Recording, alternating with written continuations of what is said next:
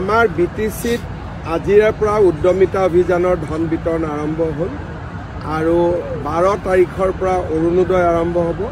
সেই ধৰণে অসম চৰকাৰৰ উন্নয়নমূলক আঁচনিসমূহ যিসমূহ বিটিচিত ইলেকশ্যনৰ কাৰণে আমি কৰিব পৰা নাছিলোঁ, আজিৰ পৰা সেই আঁচনিবিলাক বিটিচিত ৰূপায়ণ আৰম্ভ হ'ব। বিটিচিত নতুন অৰুণোদয় কিমান প্ৰায় 4.5 লাখ হ'ব সৰ্বমুঠ গোটেই কেইখন 5খন জিলা মিলি। 85,000 টকাটো কিদৰে বিতৰণ হ'ব? আজি 10,000 টকাটো ভালকৈ বিতৰণ কৰিলে নেক্সট ইনষ্টলমেণ্ট 25,000, 25,000টো ভালকৈ ব্যৱহাৰ হ'লে নেক্সট ইনষ্টলমেণ্ট 50,000 আৰু এইটো 3 to 4 ইয়াৰ্ছৰ স্কিম হয়। অহাবাৰ চেনি দালি নিমখ ফ্ৰী দিয়াৰ কথা চিন্তা কৰিছে চবেই, গতিকে এটা চিন্তা কৰি থাকোঁ। চিন্তা কৰি থাকিলে ভাল বুদ্ধি আহি থাকে, চিন্তা কৰাটো আপত্তি নাই।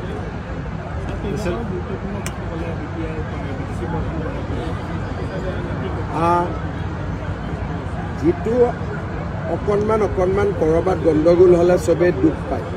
আমি এইটোৱে বিচাৰোঁ যে বিটিচিত যাতে শান্তি সমন্বয় সকলো জনগোষ্ঠীৰ মাজত অটুট থাকে, অক্ষুণ্ণ থাকে। আমি সেইটোৱে বিচাৰোঁ, আমি বেলেগ একো নিবিচাৰোঁ।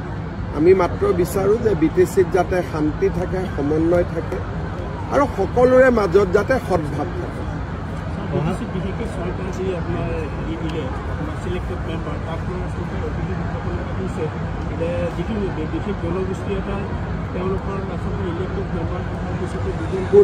কোন জনগোষ্ঠী মই নাজানো।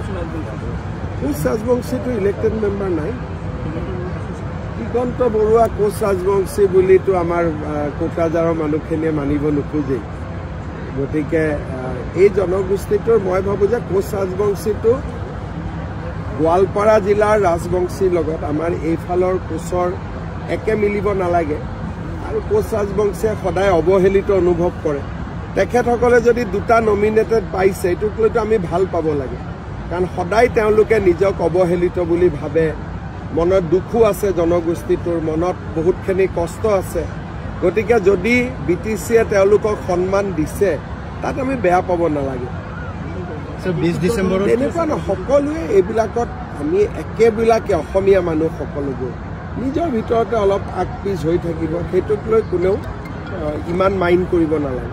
বিটিচিত এতিয়ালৈকে আমাৰ নিৰ্বাচনী প্ৰস্তুতি হোৱা নাই।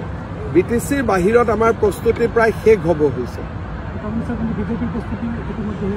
প্ৰায় শেষ হৈছে। কেনেকৈ ইলেকশ্যন খেলিব, কি কৰিব, কোন কেম্পেইনত আহিব, কি কৰিব, আমাৰ নক্সা প্ৰায় ৰেডি হৈ গৈছে।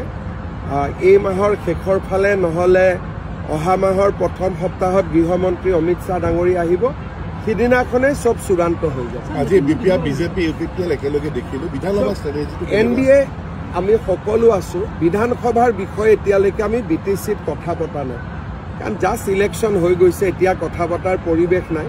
বিটিচিৰ কথা বতৰা আমি জানুৱাৰী মাহত পাতিম।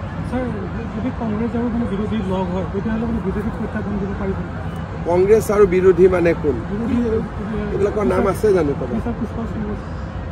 ক'ত মানুহ আছে? মইতো দেখা নাই। তেওঁলোকৰ মানুহ ক'ত আছে মই দেখা নাই। বিটিচিত ইলেকশ্যন হৈ গ'ল, কোনোবাই চিট পাইছে নেকি? ভোটটো পাইছে নেকি? নাই পোৱা। গতিকে এইবিলাক এনেই সাংবাদিকসকলৰ মাজতহে প্ৰচলিত এইবোৰ নাম, পাব্লিকৰ মাজত নাই। হ'ব।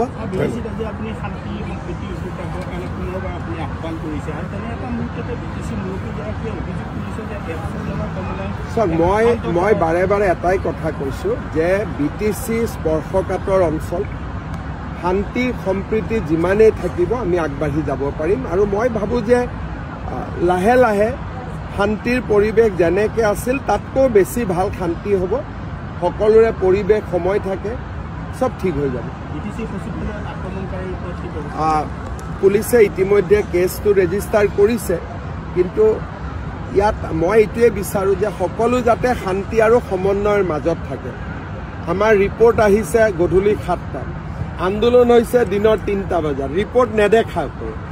তাৰমানে বস্তুটোত কোনোবা উৰা বাতৰি হয়তো চলি আছিলে। উৰা বাতৰি বা অপপ্ৰচাৰে আমাক ক্ষতি কৰে। এতিয়া আমি যিখন প্ৰতিবেদন দিলোঁ তাততো কাৰো ক্ষতি নহয়, বিনা কোনো এটা জনগোষ্ঠীৰ ক্ষতি নহয়।